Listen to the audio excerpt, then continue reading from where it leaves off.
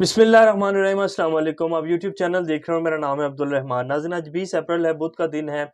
कल इमरान खान साहब ने जलसे का ऐलान किया हुआ लाहौर में, और पूरी पाकिस्तान की आवाम जिस तरह के हम सब लोगों ने और आप सब लोगों ने मिलकर उस कराची के जलसे को कामयाब करवाया, और जिस तरह इमरान खान साहब के साथ आवाम खड़ी है, इंशाल्लाह कल का भी जो जलसा होगा वो तारीखी जलसा होगा, और उन सब हलकों को जवाब मिल जाएगा जिन्होंने जिस तरह की भी साजिश करके, और बेशक बैरूनी साजिश था या अंदरूनी साजिश थी, और जिस तरह इमरान खान साहब की हुकूमत को गिराया। और अब आज हम आपको पाकिस्तान में चल क्या रहा है, और जिस तरह के कल काबीना ने हल्फ उठा लिया, और उसमें कहा जा रहा था, उर्फ़े आम एक बात बनी और बाकायदा सोशल मीडिया के ऊपर तो ट्रेंड बना इस बात का कि 34 में से 24 जो वज़ीर हैं, जो कि कैबिनेट का हिस्सा है, वो ऑलरेडी मुजरिम हैं और उनके ऊपर केसेज़ हैं, और उनको कैबिनेट का हिस्सा बना लिया। इसी तरह हमारे जो वज़ीर-ए-आज़म हैं शहबाज़ शरीफ साहब, मोहतरम शहबाज़ शरीफ साहब, उनके ऊपर जो है 16 अरब मनी लॉन्ड्रिंग के केसेज़ हैं, और उनके ऊपर फ़र्द जुर्म आयद होनी थी, जिसकी तारीखें जो हैं वो आगे बढ़ा कर और बाकायदा लिख कर दिया गया कि जी अब इस केस की जो तारीख है इसको लंबा किया जाए, क्योंकि शहबाज शरीफ साहब वज़ीर-ए-आज़म बन चुके हैं, और यही हमज़ा शहबाज शरीफ साहब की कहानी है।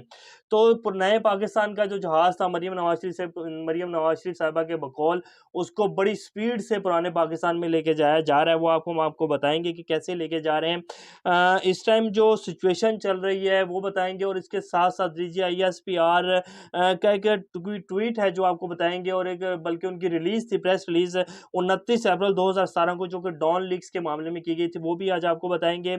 और आज शहबाज शरीफ साहब जो हैं उन्होंने एक नया कारनामा अंजाम दिया है। वही डॉन लीक्स के जो करैक्टर थे उनको दोबारा वजारतों का हिस्सा बना लिया है।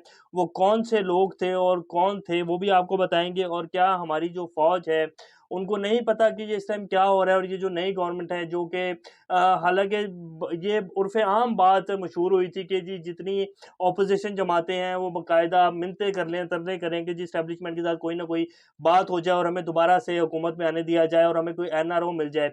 और ये जो सब कुछ हुआ है ये NRO 2 है और NRO मिल चुका है, लेकिन फिर भी ये जो फ़ौज के ऊपर दोबारा से हमले किए जा रहे हैं, अदारों को दोबारा से जो है मुतनाज़ा बनाने की कोशिश की जा रही है, और ये सारी बैरूनी साजिशों का एजेंडा है जो कि पाकिस्तान की फ़ौज को और पाकिस्तान को अदम इस्तेहकाम का जो है शिकार किया जा रहा है। और जिस तरह से हमारी इकॉनमी के हालात हैं वो भी आपको बताएँगे। लेकिन इससे पहले अगर आप लोगों ने चैनल को सब्सक्राइब नहीं किया तो रेड बटन को प्रेस कर लें और बेल आइकॉन को भी प्रेस कर लें, ताकि लेटेस्ट अपडेट्स आप लोगों को मिलती रहें और ये जो हमारा ताल्लुक है ऐसे ही जुड़ा रहे। सबसे पहले हम बात कर लेते हैं एक अफ़सोसनाक खबर। कल रात दादू के एक नवाही गाँव में जिसमें कल रात से आग लगी और पूरे का पूरा गाँव, गोठ जिसे कहते हैं सिंधी लोग, उसको जला दिया गया। इसमें तकरीबन 9 बच्चे जल के राख हो गए। ये कुछ तस्वीरें हैं जो मैं आपके सामने आपकी स्क्रीन पे चला देता हूँ। बहुत ज़्यादा तस्वीरें आई हैं। एक बच्चे को तो जले हुए बच्चे को, राख बने हुए बच्चे को माँ ने सीने से लगाया हुआ, और वो तस्वीर तो मैं ख़ैर नहीं दिखा सकूँगा आपको, क्योंकि उससे दिखाने से दिल मुँह को आता है। इस तरह के हालात हैं, और कल रात से वो गाँव जला, रात को वहाँ आग लगी, और ये सारी पुराने पाकिस्तान की कहानियाँ हैं जी। ये सब जो हैं गुंडे, वही कब्ज़ा ग्रुप जो हैं वो दोबारा से एक्टिव हो गए हैं। वो भी हम आपको आगे चल के आपको बताएँगे। लेकिन कल रात इस गाँव में आग लगी और सुबह तक कोई फायर ब्रिगेड, कोई जो सर्विस है वो नहीं पहुँची। कितने ही घर जो हैं वो जलकर खाकसार हो गए हैं, उनकी फसलों को जला दिया गया, और इतनी बड़ी एक जो है एक कोहराम मचा रात को। लेकिन कोई हमारा इदारे जो हैं, आज जो वज़ीर आला सिंध हैं वो 2 दिन बाद वहाँ पहुँचे हैं, और वो कह रहे हैं कि जी 5-5 लाख के चेक दिए जाएँगे, और ऐसे मामला जो हैं होते रहते हैं। आप अगर अंदरूनी सिंध चले जाएँ तो अंदरूनी सिंध के सारे के बिल्कुल सेम हालात हैं। कोई तरक्की नहीं है, कोई अस्पताल नहीं है, कोई स्कूल नहीं है, कोई कॉलेजेस नहीं है, कोई ऐसा सिक्योरिटी का, कोई फायर ब्रिगेड का कुछ भी नहीं है, और भुट्टो आज भी ज़िंदा है। तो ये पुराने पाकिस्तान में है, जिसका जहाज़ जो था नया पाकिस्तान में बमुश्किल इमरान खान साहब ने लैंड करवाया था, और उसको अब दोबारा से जो है पुराने पाकिस्तान में लाया जा रहा है। इसी तरह सिंध की एक और बड़ी खबर जो है, जिसमें जितनी कब्ज़ा ग्रुप थे जिनसे इमरान खान साहब की हुकूमत ने, PTI की हुकूमत ने ज़मीनें वागुजार करवाई थी, और इस तरह भरपूर केसेस हैं जो अगर आप उठा के देखें पिछले तकरीबन 2 ढाई साल में बहुत ज़्यादा कब्ज़ा ग्रुपों से ज़मीनें जो है लोगों की छुड़वाई गई। जो बेफजूल कब्जे करके बैठे हुए थे वो सारे कब्जे जो हैं अब दोबारा से करने शुरू कर देंगे। इसी तरह नून लीग के एक MP हैं जो कि सिंध के हैं, उन्होंने, अब मुझे उनका नाम ज़हन में नहीं आ रहा, उन्होंने दोबारा से जो है ज़मीनों के ऊपर कब्ज़ा किया, लोगों की फसलों को जला दिया है, और दोबारा से वही सब कुछ शुरू हो गया है। अब हम बात कर लेते हैं कि डीजी आईएसपीआर साहब का एक नोटिफिकेशन है जो आपकी स्क्रीन के ऊपर चल भी रहा है। ये 29 अप्रैल 2017 को जब डॉन लीक्स हुई थी, तो उस टाइम उनके जितने भी किरदार थे डॉन लीक्स करवाने में, नून लीग कहा था, तो उन्होंने तारिक फातमी साहब और इसके साथ-साथ परवेज़ रशीद साहब को फारिग कर दिया था।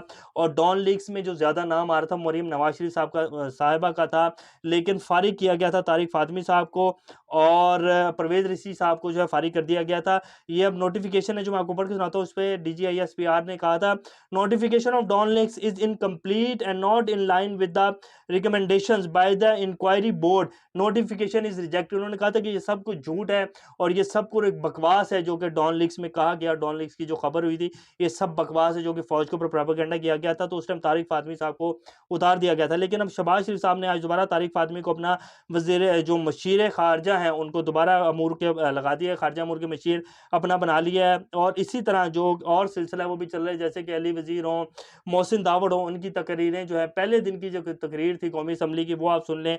तो उन्होंने फ़ौज के ऊपर जो है तनकीद जो है बरा रास्ता बिल्कुल स्ट्रेट फॉरवर्ड तनकीद, और जो कुछ उन्होंने कहा वो मैं अब आपको बता नहीं सकता। इसी तरह अयाज सादिक साहब जो है उन्होंने कहा था कि जी हमारे जो आर्मी चीफ है उनकी तो टांगें काँप रही थी और उनके पसीने छूटे हुए थे, तो उनको भी कैबिनेट का हिस्सा बना लिया। इसी तरह खुर्रम दस्तगीर साहब जो हैं वो भी कैबिनेट का हिस्सा है। तो नून लीग सारे वो काम कर रही है जो कि उनका एक पुराना रवैया था, और जिस तरह वो पहले चलते हैं वही सेम उनका रवैया, कोई कुछ नहीं बदला, सेम उसी तरह वो आके जो है अपना बदला पूरा कर रहे हैं। और जो उन्होंने जिस तरह नवाज शरीफ साहब ने सरेआम जो है गुजरांवाला के जलसे में जनरल बाजवा साहब के ऊपर और जितने हमारे अदारे एस्टेब्लिशमेंट के ऊपर कड़ी तनकीद की थी कि जी जनरल बाजवा को बताना चाहिए कि, और इसके साथ साथ जनरल फैज़ को बताना चाहिए कि किस तरह इलेक्शन को चोरी किया गया, इनको जवाब देना होगा कि किस तरह एक इलेक्टेड गवर्नमेंट को जो है उसको गिराया गया, और ये सब कुछ जनरल बाजवा और जनरल फैज़ हमीद ने किया। तो वही सारा जो है दोबारा उसको दोहराना शुरू कर दिया गया है। इसके साथ एक बड़ी वसूख ज़राए की जो खबरें हैं वो भी हम आपको बता देते हैं। लेकिन ये एहसास तो हो चुका है इस टाइम के जो सब कुछ हुआ है, इमरान खान की हुकूमत को गिराया गया, और ये सब कुछ जो भी हुआ है इसमें बैरूनी साजिश कहें या अंदरूनी साजिश कहें, बैरूनी साजिश भी तब तक जो है वो नहीं परवान चढ़ती जब तक अंदरूनी हाथ जो है उसमें मुलविस ना हो। तो ये सब कुछ जो मिलकर किया गया है, तो अब इसके ऊपर पछतावा हो रहा है, और अब ये सोचा जा रहा है कि कुर्बानी का जो बकरा है वो किसको बनाया जाए और किसके जो है बिल्ली के गले में जो है घंटी कौन बांधेगा। अब ये हिसाब जो है चल रहा है, और आप देखेंगे कि आने वाले दिनों में मुल्क जो है इलेक्शन की तरफ जाएगा। और इसके साथ साथ इमरान खान साहब का कल का जो जलसा है उसके लिए इंटरनेट की सर्विस जो है कल पूरे पंजाब में बंद कर दी जाएगी, और भरपूर हथकंडे जो हैं वो अपनाए जा रहे हैं ताकि ये जो ट्रेंड चल रहे हैं सोशल मीडिया के ऊपर, और जिस तरह एक अवाम निकल रही है, ये जो इनकलाब बनता जा रहा है एक, इसको किसी न किसी तरीके से रोका जाए। और पाकिस्तान का पूरा एक निज़ाम और एक सिस्टम जो है वो इस बात के ऊपर लगा हुआ है कि किसी न किसी तरीके से जो जो इनकलाब का एक जोश और अवाम जिस तरह इकट्ठी हो रही है इमरान खान साहब के साथ, इसको किसी न किसी तरीके से रोका जाए, और ये जो सब कुछ हो रहा है इसको डिमोलिश कर दिया जाए। लेकिन ये अब होगा नहीं, आप जो मर्जी भी कर लें ऐसा कुछ नहीं होगा। अवाम अब जाग चुकी है, अवाम को पता है कि इन लोगों ने पिछले 70 साल में इस मुल्क के साथ क्या किया है, और इनके जो बच्चे हैं वो बाहर जाके पढ़ रहे हैं, अय्याशियां कर रहे हैं, लेकिन सिर्फ मर रहा है तो गरीब का बच्चा मर रहा है, और अगर जेलें काट रहा है तो वो भी गरीब का बच्चा जेलें काट रहा है। अगर किसी ने कोई बकरी चोरी की है तो वो 20-20 साल जो है वो जेलें काटता है। ऐसे ऐसे लोग पड़े हुए जेलों में, अगर आप लोग जाके देखें तो जिनका कोई जुर्म ही नहीं है उठा के डाल दिया गया, उन्होंने सारी सारी उम्रें जो है जेलों में गुजार दी। तो वो अब नहीं चलेगा। 16-16 अरब रुपए के मनी लॉन्ड्रिंग के केसेस और फर्द जुर्म आयद होनी, और वो आपके वज़ीर आज़म बन जाए। इसी तरह आज आगा सुराज दरानी जिनको जो है गवर्नर सिंध बना दिया गया, और उनके ऊपर असासा जात का केस है और उनकी घर को जो है सब जेल करार दिया गया था, आज उनको जो कायम मकाम गवर्नर सिंध बना दिया गया। तो ये पुराना पाकिस्तान जो है हमारे सब उन लोगों को मुबारक हो जो चाहते थे कि वो पुराने लोग अच्छे हैं, और यही लोग जो हैं अच्छे थे, और कुछ खाते भी थे तो कुछ लोगों को देते भी थे, तो हमारा सब कुछ चल रहा था। तो ये उन सब लोगों को जो ये चाहते थे, सोचते थे कि जी वही लोग अच्छे थे, इमरान खान ने तो तबाही करके रख दी है। तो बहरहाल अवाम हमारी मासूम है। दरअसल पिछले 70 साल से इस अवाम के लिए कुछ नहीं किया गया। अवाम को पता ही नहीं है कि हमारे साथ हो क्या रहा है, और हमारे साथ किस तरह जो है ये किस तरह हमारे दिमागों से और हमारी माइंड से, और ये किस तरह हमारी सोच के साथ खेल रहे हैं ये लोग। जो उनको लॉलीपॉप दिया जाता है वो कहते हैं शायद यही ठीक है और यही हमारे हक में बेहतर है। तो ये सब कुछ इस टाइम पाकिस्तान में चल रहा है। लेकिन इस टाइम आपको बताएँगे कि पाकिस्तान की जो इकोनॉमी की सिचुएशन है, डॉलर जो है वो दोबारा 184, 85, 86 के ऊपर चले गया है। स्टॉक मार्केट जो है वो 225 पॉइंट नीचे गिर गई है और जो ग्रोथ रेट है पाकिस्तान का, इंटरनेशनल ग्रोथ रेट, आईएमएफ कह रहा था कि अगर इसी तरह पाकिस्तान इमरान खान की हुकूमत जिस तरह लेके चल रही है, तो पाकिस्तान की ग्रोथ जो है वो 5 या कुछ परसेंट चली जाएगी, 4 या 5% पे।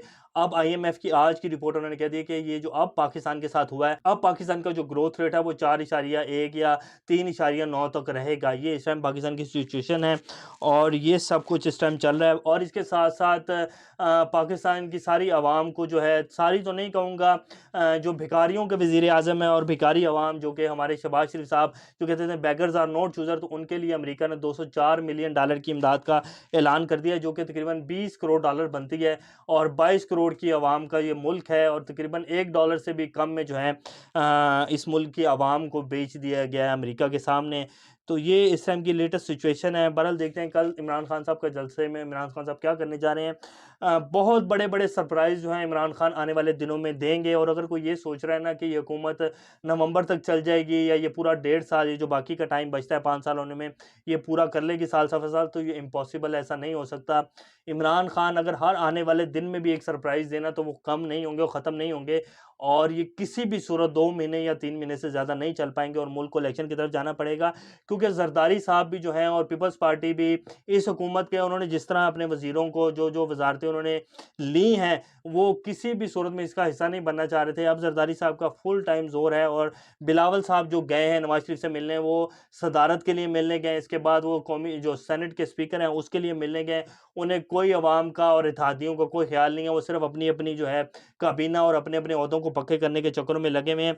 और शहबाज शरीफ ये बात बहुत अच्छे से समझ चुके हैं कि मेरे साथ बहुत बड़ा हाथ हो गया है और ये किसी भी सूरत ये गवर्नमेंट जो है ये नहीं चल पाएगी। इसीलिए वो चाह कर भी खुश नहीं हो पा रहे मीडिया के सामने। उनका जो मुँह है वो उतरा हुआ है और उनकी बॉडी लैंग्वेज बता रही है कि ये बहुत बड़ा ब्लंडर जो है नून लीग ने कर दिया है और ये आने वाले दिनों में आप सब लोगों के सामने आ जाएगा। तो ये इस टाइम की लेटेस्ट सिचुएशन है। इंशाल्लाह नेक्स्ट अपडेट के साथ दोबारा आप लोगों के सामने हाज़िर होंगे। तब तक अपना और इस चैनल का ख्याल रखिएगा। अल्लाह हाफ़िज़।